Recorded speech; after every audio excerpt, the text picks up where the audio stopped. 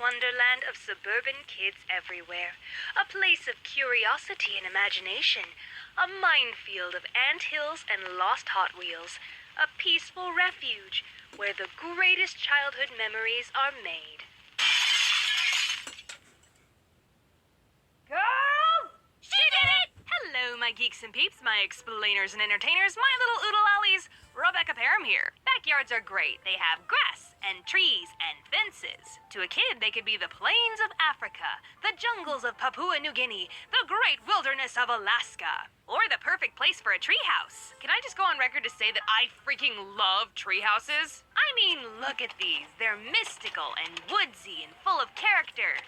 And away from people. Look at this one. I want to live there. I want to hook it up with Wi-Fi and a sauna. I want all the local kids to call me the Witch of the Woods and tell stories about how I'll steal your toes if you get too close to my house. I want to be a ghost story. Wait, we're off topic. Backyards. A staple of suburban living. I lived in suburbia as a kid with all the trimmings. Neighborhood kids to play with, nearby woods to explore, a school I could walk to and from. And you can't forget your standard issue bully that lives up the street. My bully kid was named Jocko. Now, Jocko wasn't your run-of-the-mill bully kid. You know, the big thundering monsters that you stay away from at all costs, like a Canker Sister or a Flats the Flounder. No. Jocko was more like Buford from Phineas and Ferb. Still a bully, but one that got involved in the adventures, and you invited over for a game of baseball sometimes. He was a weird one for sure. One time we were over at his house in his backyard, and he needed to, release the hounds. But instead of going inside and doing his business like a normal person, he popped a squat right there in the grass and made fertilizer. And then his dog ate it. He also once found a lighter in our backyard and decided that he wanted to make a campfire. And my sister and I were just like, yeah, sure, sounds fun. At some point during our tomfoolery of gathering things to incinerate in our campfire, Jocko wanted to act all tough, so he pointed the lighter at me and my sister and lit it. Just so happens, at that moment, my mom looked up from doing the dishes and saw that through the kitchen window, and she ran out screaming at us. Unsurprisingly, Jocko had to go home. Glad she caught us, too, because we weren't even messing around at that point. We were gonna light a frickin' pyre. Give the hellfire and brimstone preacher something to talk about, if you know what I mean. Lord, save us from the unholy demons known as the Parham children, thank you, Jesus. Actually, my dad did call me a firebug sometimes when I was a kid because I tended to like fire, and still kinda do. Hey, it's warm and pretty and gets rid of evidence. Everything you want in a boyfriend. But the big story that I remember about Jocko was the tree incident. One day, my sister and I were playing baseball with Jocko in our backyard when one of us hit the ball over the fence into the neighbor's yard. Our neighbor wasn't home and their backyard gate was locked, so Jocko came up with a bright idea. He began climbing our giant oak tree so he could swing over to the neighbor's tree, climb down, and retrieve the ball.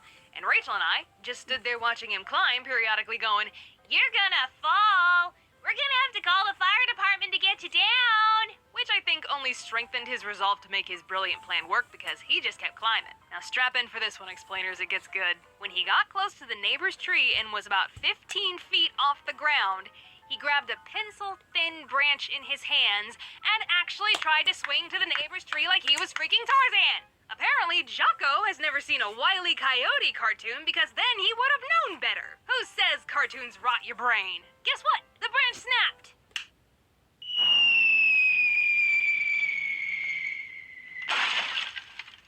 Ah! Mom!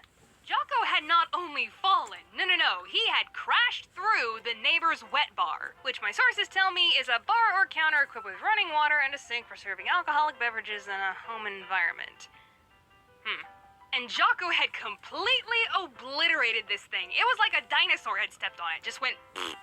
Jocko was screaming so loud that his dad, who was working in their front yard up the street, heard it, came running, and kicked in the neighbor's gate to get to him. He ended up having a broken arm, which I'm still surprised to this day that that's all that happened. From the damage that I saw to this wet bar, I'm surprised he's not dead. There should have been some fractured ribs or brain damage or something. Well, I guess if you're meant to hang, you won't drown. He also had to pay the neighbor back for the wet bar, just to add insult to injury.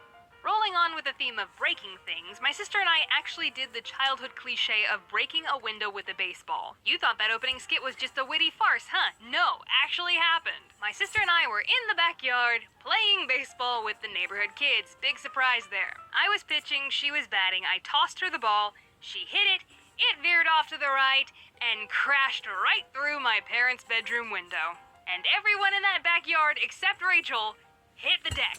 My parents came racing outside and found my sister standing there with bat in hand, completely flustered. Both of my parents were mad, but my mom told Rachel to go get her piggy bank because she was gonna pay for it. But Dad jumped in and said, "Hey, that's not fair. It was an accident. Every kid gets to break one window with a baseball."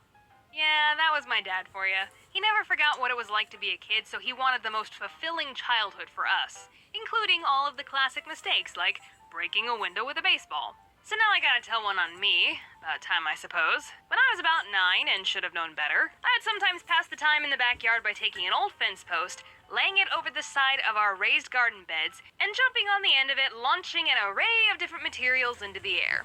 Rocks, pebbles, grass, sticks, anything. This is what we did before we had the internet, kids. One day, I really wanted to launch a ball off of my makeshift catapult, but there was a problem. The ball would roll off of the fence post before I could launch it. Physics. Who knew? And in order to complete my little experiment, I needed an assistant.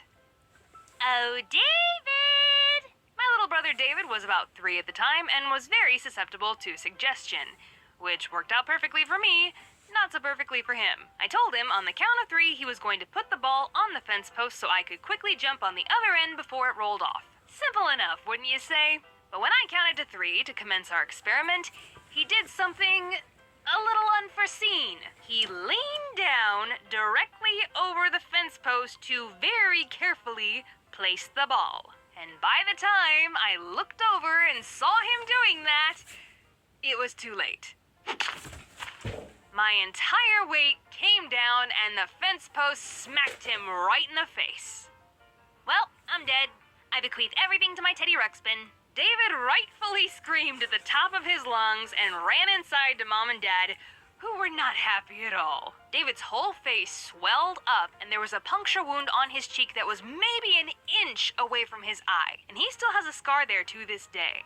I got in a lot of trouble, and my parents yelled at me that I could have blinded him, even though it was an accident and he wasn't supposed to put his face over the catapult. But I felt really bad, to the point where I still felt bad years later into adulthood when someone would bring up this story. But now, I've animated it and shown it to 1 million people, so it holds no more power over me anymore.